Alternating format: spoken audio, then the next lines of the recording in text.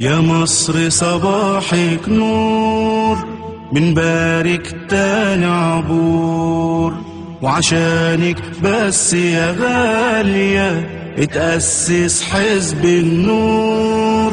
والله الوجه الله ولا عاوزين إلا رضاه، وانطالت بينا حياة هتكون أرواحنا جسور. يا مصر يا مصر صباحك نور. السلام عليكم.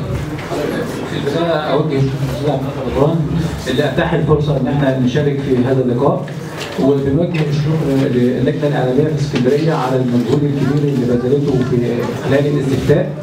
وإن كان اللجنة الإعلامية في اسكندرية كان يعني طبعا من أفضل اللجان الإعلامية على مستوى الجمهورية بالنسبة للتغطية الإعلامية على في الاستفتاء.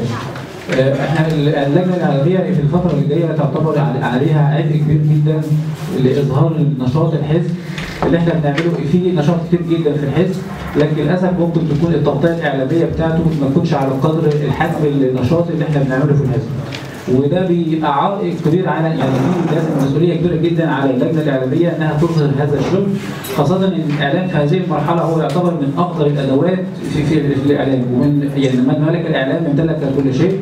فاحنا عايزين في الفتره الجايه ان شاء الله يكون في شغل يعني اكبر من الشغل اللي موجود في الفتره اللي فاتت. عندنا عايزين نغطي اي نشاط، يعني سواء كان نشاط حاجه صغيره او اجتماع او اي فعاليات احنا بنعملها في الحزب لازم يتم تغطيتها بشكل كويس. احنا عندنا في مكتب اعلامي في مجموعه من اللجان، الهدف من المكتب الاعلامي الشغل الاساسي بتاعه ان هو يعني نشر الاخبار اللي بتتم في الحزب وتسويقها. احنا عندنا حاجتين، اول حاجه ان احنا نصنع الخبر. نصنع الخبر ده هيكون دور اللجنه الاعلاميه اللي موجوده في اي مركز او اي محافظه. لازم يكون اي نشاط مهما كان صغير او كبير لازم يكون ابرازه وتغطيته بشكل جيد. الحاجه الثانيه ان احنا بعد ما نعمل خبر يبقى عندنا هدف اساسي ان هو تسويق الخبر نفسه. احنا عندنا في الفتره اللي فاتت احنا استطعنا يكون عندنا في تغطيه اخباريه كويسه للاحداث اللي موجوده، لكن النقطه اللي كان عندها مشكله ان هي ان احنا ننشر الاخبار.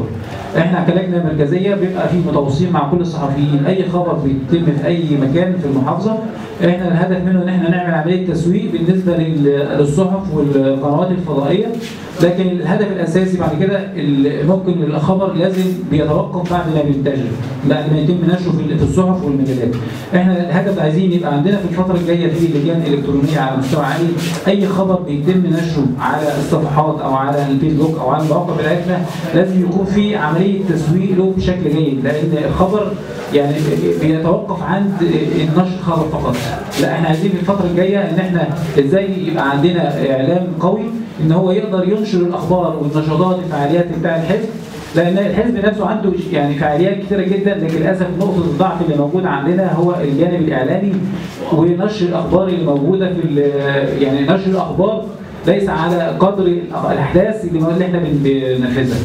فده اللي احنا عايزينه في الفتره اللي جايه. الفتره الجايه ان شاء الله احنا بنحاول يكون عندنا في تدريب للجان الاعلاميه على كل المستويات وعلى كل اللجان، وبدانا في خطه للتدريب على كل اللجان، بس احنا الاول بنهيكل المحافظات وبنبدا في ان شاء الله في الاسبوع القادم عاملين دوره في الفيسبوك، وهنبقى في دوره للمتابعه الاخباريه وفي دوره للتصوير والفيديو. احنا متعاقدين مع في شركه يعني كانت عملنا فيديو تسجيلي، ده المفروض انها تبدا تدي دورات للناس اللي هم في اللجان الاعلاميه على مستوى الجمهوريه. احنا بنحدد الاسماء الاول وبعد كده هنبدا نعمل دورات في كل المجالات من اجل رفع مستوى اللجان الاعلاميه. بس احنا اللي احنا طالبينه في الفتره الجايه ان هو يكون في تعاون ويكون في جديه في الشغل في اللجنه الاعلاميه، بحيث ان احنا نقدر ننقل نشاط الحزب في كل مكان عشان نقدر ننقل الصوره الحقيقيه للحزب.